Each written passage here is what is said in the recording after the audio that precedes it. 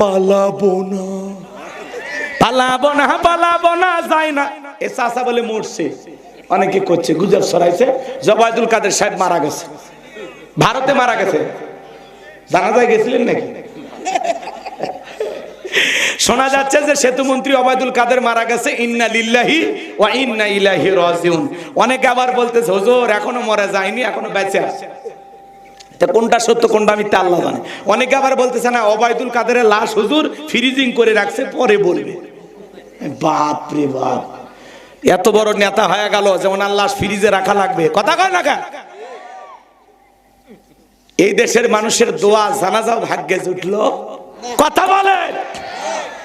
তবে উনি যতটুকু আমরা জানলাম যে শরীরে ইনজেকশন নেওয়ার মতো শক্তি নাই, মানে কোন চিকিৎসায় ওনার শরীরের উপরে যে খারাপ চিকিৎসা নেওয়ার মতো শক্তি ওনার শরীরে নাই। তার মানে কি যখন তখন যখন তখন আজরাইলের সাথে দেখা হবে, কথা বলেন ভাই। কার কখন মৃত্যু হবে আমরা কেউ জানি না, কিন্তু ওদের কথায় আছে এমন জীবন করিও গঠন, মরিলে হাসিবে তুমি কাঁদিবে ভবন।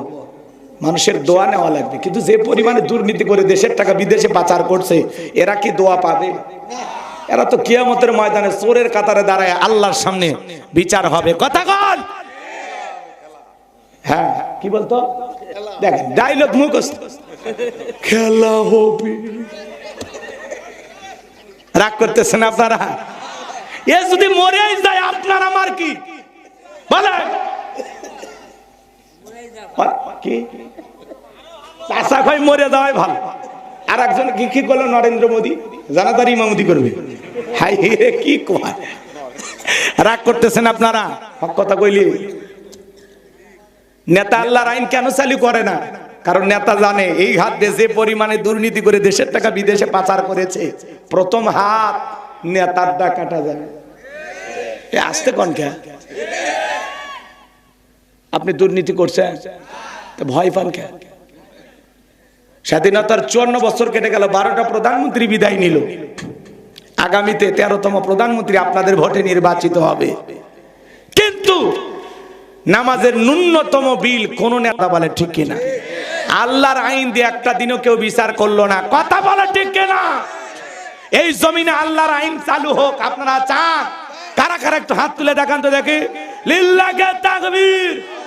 54 বছরে সব টাকা শেষ, আগামীতে ইসলামের বাংলাদেশ। হাত নামা। নেতা আল্লাহর আইন কেন চালু করে না? নেতা জানে সে পরিমাণে দুর্নীতি করে দেশের টাকা বিদেশে পাচার করে, হাজার হাজার কোটি টাকা বিদেশে পাচার করে, কথা কোন না পাচার করে বিদেশে বেগম পাড়া বানাইছে। নেতার বউ পর্যন্ত কোটিপতি, নেতার আশেপাশে যারা ঘরে নেতার বাতাসেই কোটিপতি, কথা কয় না? এক এক এমপি মন্ত্রী কত টাকার মালিক হয়েছে আপনি জানেন? হাজার হাজার হাজার কোটি টাকা, হাজার হাজার কোটি টাকা। ওরা আবার আমাদেরকে বলে মাদক মুক্ত সমাজ গড়ব, দারিদ্র মুক্ত বাংলাদেশ গড়ব, খালি পা কি হয়েছে? এই জন্য ওরা আল্লাহর আইন চালু করবে না। সরিষাই ভূত, কথা বুঝছেন? আর বেশি ক্লিয়ার করার দরকার আছে? পানি তো উপর থেকে নিচে গড়ায়, দুর্নীতি তো উপর থেকে শুরু হয়, কথা কয় না কেন? হ্যাঁ বুঝে নেবেন। আল্লাহর আইন চালু না হওয়া পর্যন্ত এদেশে চুরি দুর্নীতি টেন্ডারবাজি চাঁদাবাজি বন্ধ হবে। এই জন্য আগামীতে সিদ্ধান্ত নেওয়া লাগবে। আপনার 1 মিনিটের সিদ্ধান্ত দেশকে পরিবর্তন করে দিতে পারে।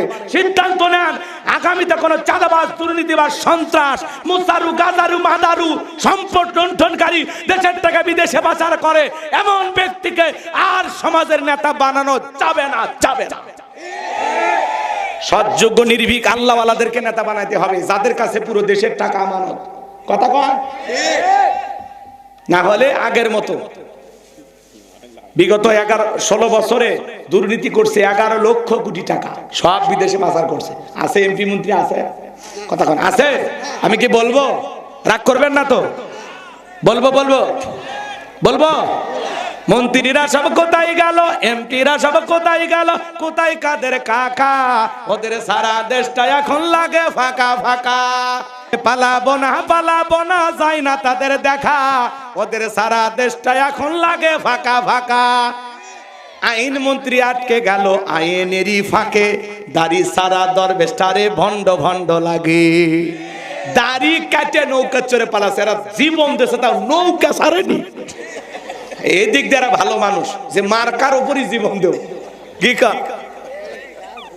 আবার ওপার থেকে ম্যাডাম উনি ঘোষণা করতেছে যে আওয়ামী লীগ ছাড়া নির্বাচন সুষ্ঠু হবে না। তাহলে নির্বাচনই যদি করেন তো ওই দেশে আসেন কে? আসেন, পোস্টার টোস্টার ছাপা, বসে আছেন কে? কথা হয় না কে? আসেন, আপনি নির্বাচনে আসেন তো। রাগ করতেছেন আপনারা? হ্যাঁ, বলতেছে আওয়ামী লীগ যদি নির্বাচনে না দাঁড়ায় মানুষ ভোট কেন্দ্রে যাবি দেয়। আরে ভাই, আগেও যায়নি, এখনো যদি না যাওয়া লাগে সমস্যা কি? আসুক তো কেউ একজন, কথা কন। আর আপনি সাহস থাকলে আপনি আসেন তো, আপনাকে আমরা মিস করতেছি, কথা কয় না কেন? কেন? এই দেশের এই বর্তমানে এখন একটা সংকট, এই এলপি গ্যাস, কথা কয় না কেন? কিছু মজুদদার কালোবাজার ব্যবসায়ী সিন্ডিকেটের মাধ্যমে দাম বাড়াইতেছে, কথা কয় ঠিক কিনা? ম্যাডাম যদি থাকতো তাহলে এই যে এলপিজি গ্যাস এর যে সংকট দেখা দিচ্ছে, কি গ্যাস এটা? যেটাতে রান্নার গ্যাস, মা বোনেরা সিলিন্ডার ভরে ভরে রান্না করেন না, আমার বউ রান্না করে, আপনার বউ করে না। তো এই যে সংকট দেখা দিচ্ছে, উনি গোস্তের বিকল্প কাঁঠাল খাইতে বলতো, বেগুনের পরিবর্তে কি খাইতে বলতো, শুনছেন তো আপনারা, কথা কন না কেন?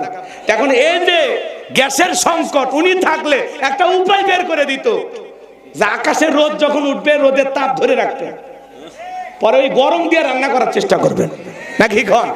উনি থাকলে একটা কিছু বলতো, কিন্তু উনি না।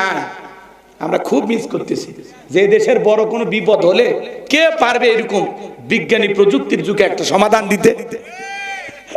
রাগ করতেছেন নাকি আপনারা? রাগ করতেছেন?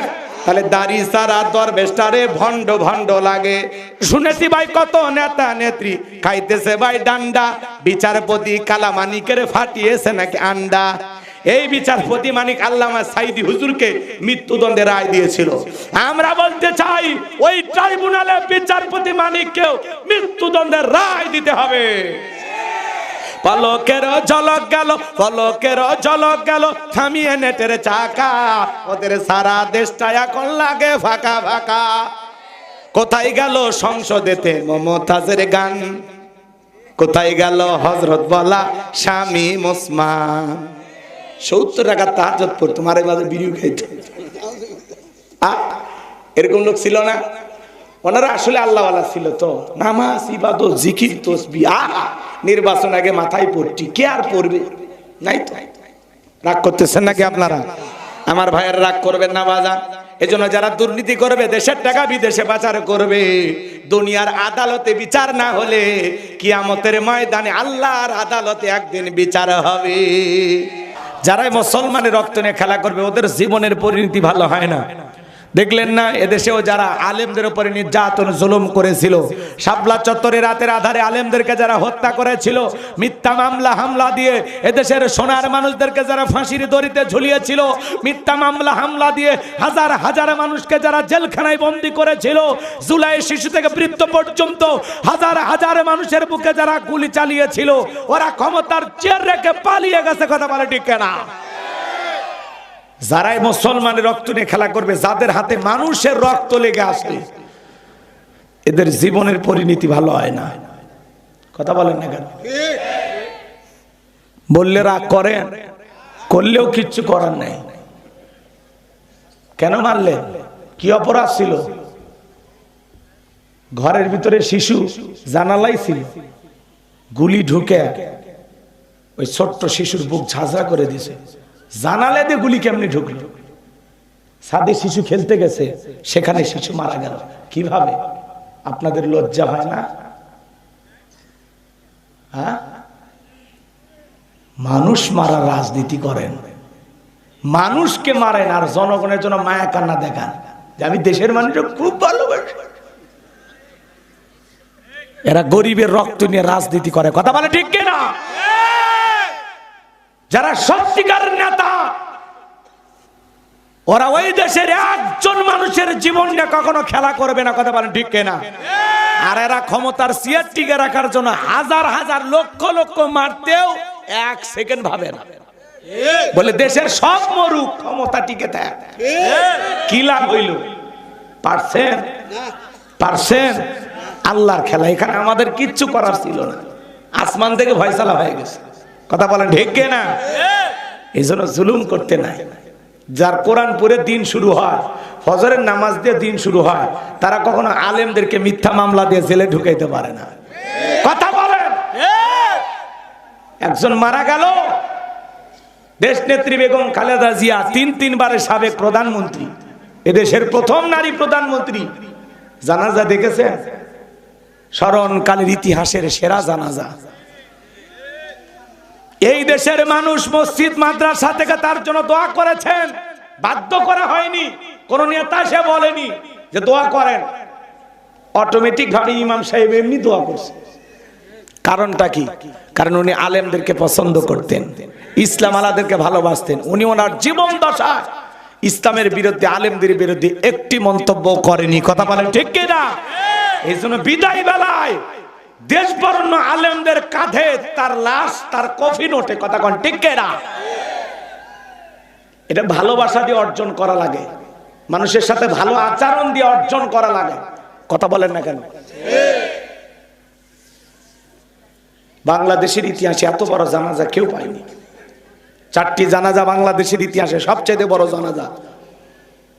শহীদ প্রেসিডেন্ট জিয়াউর রহমান যেদিন মারা গেছেন, পুরো বাংলাদেশের মানুষ কান্না করেছে। কথা বলেন ঠিক কিনা? ওনার জানাজায় 20 লক্ষেরও বেশি মানুষ হয়েছিল সেই সময়। এরপরে কোরআনের পাকে আল্লামা সাইদি হুজুরের জানাজায় সে সময়ের সরকার বাধা দেওয়ার পরেও লক্ষ লক্ষ মানুষ তারা জানাজায় গিয়েছিল। আল্লাহু আকবার বলে। কোরআনের পাকে আল্লামা সাইদি হুজুর বিদায় নেওয়ার 1 বছর পার না হতে আপনাদের ক্ষমতার চেয়ার ছেড়ে চলে যাওয়া লাগলো।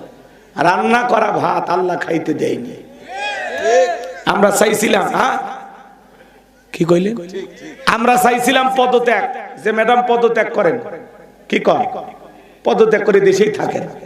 আল্লাহ কইল তোরা চাইলি পদত্যাগ, আমি আল্লাহ এমন অবস্থা পরিবেশ তৈরি করব, আমি আল্লাহ ওদেরকে দেশ ত্যাগ করতে বাধ্য করব। কথা বলেন ঠিক কিনা? ইন্না বাতাসা রাব্বিকা লাশাদীদ। আল্লাহর পাকড়াও বড় কঠিন।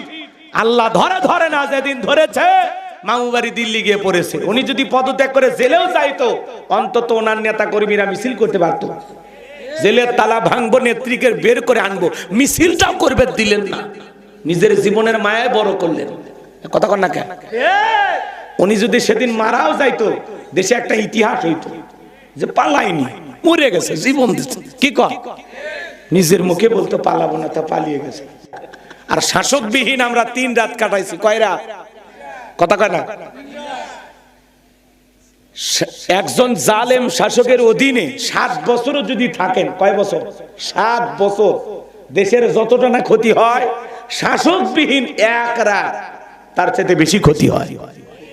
কথা কি বুঝছে? ওই 3টা রাত ভয়াবহ রাত গেছে। মানুষ আতঙ্কে ছিল, কেউ ঘুমাইতে পারেনি, নিজেরা বাড়ি ঘর এলাকা পাহারা দেওয়া লাগছে। কথা কন না কেন? আপনারা রাগ করেন কেন? রাগ করছেন? এলে মনের ক্ষোভ দুঃখ।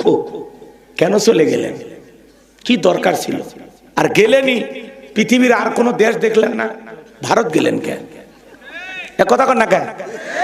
সৌদি আরবে যায় যদি উমরা করতেন, দোয়া করতেন, মাঝে মাঝে আমরা ভালো ভাবতেন। কিন্তু আপনি এমন এক দেশে গেছেন, এখন পর্যন্ত আপনি বলেন দেশের কাছে এসে চট করে ঢুকবো, ঢোকারই যদি ইচ্ছা ছিল, কেন বাইরে দিলেন? কথা কন ঠিক কিনা? রাগ করতেছেন? মনের দুঃখ বাজার। একটা প্রধানমন্ত্রী পালিয়ে যাওয়া মানে বোঝে একটা দেশের কি আছে? কিচ্ছু নাই, সব নিয়ে চলে গেছে। আছে এমপি মন্ত্রী যা ছিল সব চলে গেছে, সব চলে গেছে। তাও যে আমরা টিকে আছি, এটা অনেক কিছু। আল্লাহ দেশের উপরে রহমত আর বরকত নাজিল করেন। আর একটু জোরে কর না আমিন। আর যাই হোক, কোন নারী যেন দেশের প্রধানমন্ত্রী আর না হয়, আল্লাহর কাছে সেই দোয়া করেন। কারণ মেয়ে মানুষের রাগ বেশি, জেদ বেশি। স্বামী সংসার দিয়ে বাপের বাড়ি চলে যায়, দেশ দিয়ে ভারত চলে গেছে।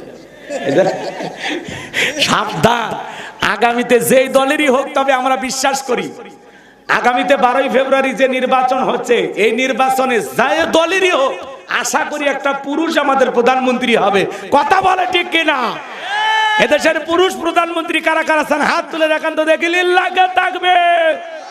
নারীদের দেখার দিন শেষ, আগামীতে পুরুষের বাংলাদেশ। হাত নামান।